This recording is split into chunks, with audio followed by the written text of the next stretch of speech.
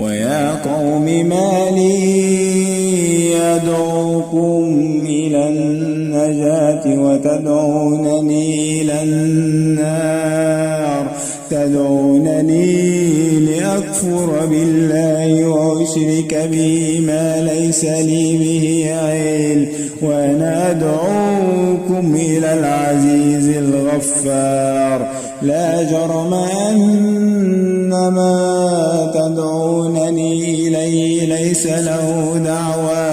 ليس له دعوة في الدنيا ولا في الآخرة وأن مردنا